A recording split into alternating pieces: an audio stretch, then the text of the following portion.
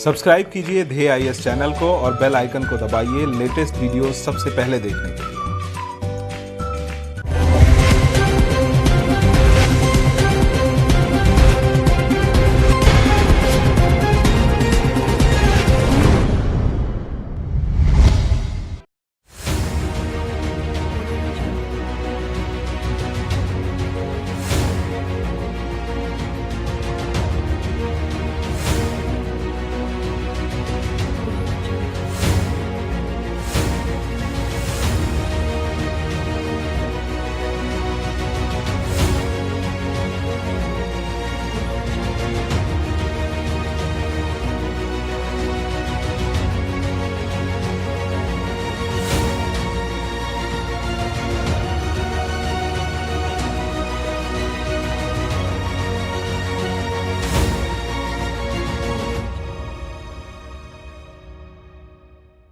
एक जंगल और वहां रहने वाले जीव जंतुओं को बचाने के लिए विरोध की लहर चली।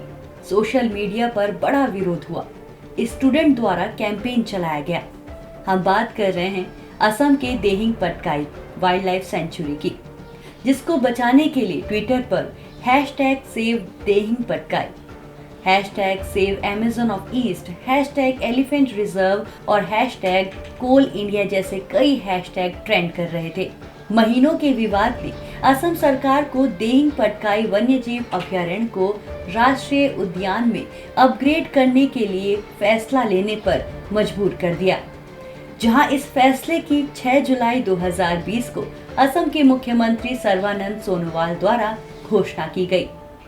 आज डीएनएस कार्यक्रम में चलिए जानते हैं Dehing Patkai wild life sanctuary के बारे में, साथ ही उस विवाद के बारे में जिसके बाद इस वाइल्ड लाइफ सेंचुरी को नेशनल पार्क में अपग्रेड करने का ये फैसला लिया गया। बताते चले कि अप्रैल 2020 के महीने में राष्ट्रव्यापी लॉकडाउन के दौरान सोशल मीडिया के माध्यम से पर्यावरणविदों के नेतृत्व में एक विरोध अभियान चलाया गया था।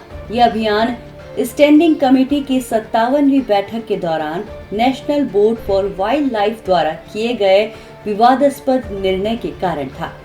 इस निर्णय के तहत साले की प्रस्तावित आरक्षित वन की 98.57 हेक्टेयर क्षेत्र के अंदर कोल इंडिया लिमिटेड की सहायक company north eastern coal field को कोयला खनन के लिए प्रारंभिक स्वीकृति दी गई थी।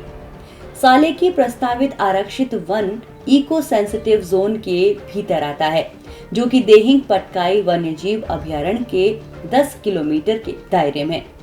विवाद के बाद इस स्थान पर 3 जून को कोयला खनन कार्य बंद कर दिया गया। कोल इंडिया लिमिटेड की इकाई NEC 2003 से बिना किसी आधिकारिक मंजूरी के इस स्थान पर खनन कर रही थी। इसके लिए असम के वन विभाग ने मई 2020 में कोल इंडिया लिमिटेड पर 43.24 करोड़ रुपए का जुर्माना लगाया था। अब कुछ जान लेते हैं देहिंग पटकाई वन्यजीव अभयारण्य के बारे में। केंद्रीय पर्यावरण और वन मंत्रालय के प्रोजेक्ट एलिफेंट के तहत 1992 में देहिंग पटकाई को एलिफेंट रिजर्व घोषित किया गया था, पर बाद में 13 जून 2004 को देहिंग पटकाई को एक वन्यजीव अभयारण्य के रूप में घोषित किया गया था।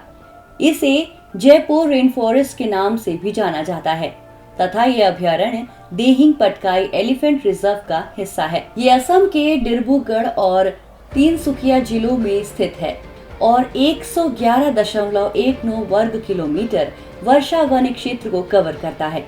देहिंग पटकाई वन्यजीव अभयारण्य को जून 2004 को वन्यजीव अभयारण्य घोषित किया गया था।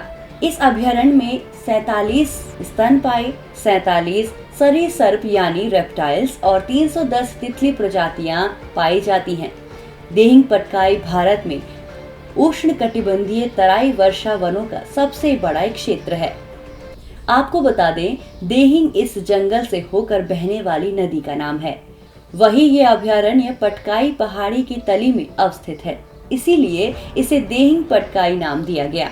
चलिए जाते जाते एक नजर डालते हैं राष्ट्रीय उद्यान पर। भारतीय पर्यावरण और वन मंत्रालय के अनुसार राष्ट्रीय उद्यान वो संरक्षित क्षेत्र होता है जिसे राज्य सरकार द्वारा किसी अभयारण्य के अंतर्गत अथवा बाहर के किसी क्षेत्र को पारिस्थितिक, पशु पक्षी, वनस्पति, भू आकृति अथवा जैव संरचना के महत्व, संरक्षण तथा प्रसार के उद्देश्य से संरक्षित घोषित किया जा सकता है। भारत में राष्ट्रीय उद्यान IUCN के अंतर्गत श्रेणी 2 में सूचीबद्ध संरक्षित क्षेत्र है। बताते चलें कि भारत में पहला राष्ट्रीय उद्यान वर्ष 1936 में हैली नेशनल पार्क के रूप में स्थापित किया गया था, जिसे वर्तमान में Jim Corbett national park Uttarakhand के रूप में जाना जाता है।